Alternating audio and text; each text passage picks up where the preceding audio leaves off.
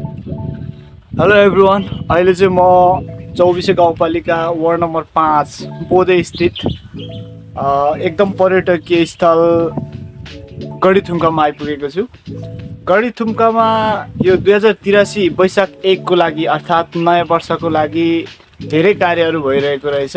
यदि जो कोही टाढो पिकनिकहरू जान चाहनुहुन्न, आफ्नै सेरोफेरोमा आएर पिकनिकहरू खान चाहनुहुन्छ भने तपाईहरुले यो ठाउँमा वेलकम छ है त। हेर्नुहोस्, यो ठाउँमा भएका केही गतिविधिहरूलाई म सरसर्ती देखाउन चाहन्छु है त।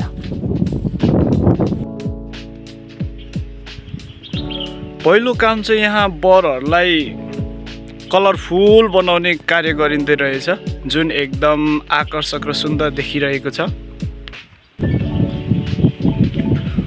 यहाँ बिहानको समयमा यदि कोही बिहानै आउनु चाहनुहुन्छ भने यहाँबाट सूर्योदय भएको पनि सहजै देख्न सकिन्छ। यहाँबाट विविध क्षेत्रहरू, मैले योभन्दा अघिल्लो भिडियोमा पनि यहाँबाट देख्न सकिने विविध क्षेत्रहरूको बारेमा केही भिडियोहरू अपलोड गरेको थिएँ। आज मौसम सदाको भन्दा चाहिँ केही मात्रामा क्लियर छ है, तर पारिका भागहरू पनि, हिमालको छेउछाउका क्षेत्रहरू पनि देखिन सक्ने भएको छ यो वेदर क्लियर भएका कारण। यस गढीथुम्काबाट पूर्वी खण्डमा 5 थरको भूभाग तथा धनकुटा जिल्ला चौबिसे गाउँपालिकाको वार्ड नम्बर 3 र 4 पनि यसै क्षेत्रमा देख्न सकिन्छ।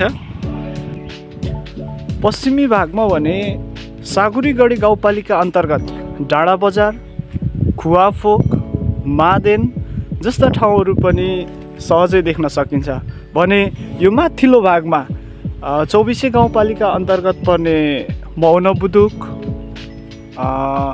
अनि यो तल्लो भेग चाहिँ रन्दल गाउँ, हाम्रै गाउँको सेरोफेरोमा रहेको छ। यानि कि यस क्षेत्रबाट विविध क्षेत्रहरूको सहजै रूपमा अवलोकन गर्न सकिन्छ।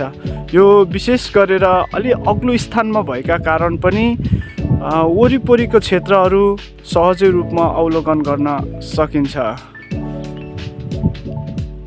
यदि यहाँ तपाईहरु पिकनिक आउन चाहनुहुन्छ भने यहाँ तपाईहरुलाई बस्ने ठाउँको पनि व्यवस्था रहेको छ। कथित कुनै बेला पानी पर्न सक्छ, त्यस्तो अवस्थामा यहाँ बस्नको लागि एकदम राम्रो ठाउँ छ।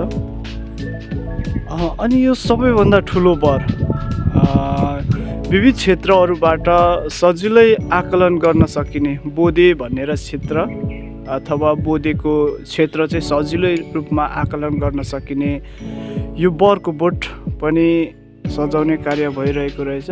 यो बर विशेष गरेर विविध क्षेत्रहरूबाट सहजै देख्न सकिन्छ। यदि जो कोही यस क्षेत्रको भ्रमण तथा पिकनिक आउन चाहनुहुन्छ भने यहाँ पर्याप्त मात्रामा आर्टिफिसियल कुराहरू त देख्न सक्नुहुन्न, तर प्राकृतिक कुरा भने अत्याधिक देख्न सक्नुहुनेछ। यहाँको शान्त वातावरण, चिसो हावा, कस्तो आनन्द फिल हुन्छ।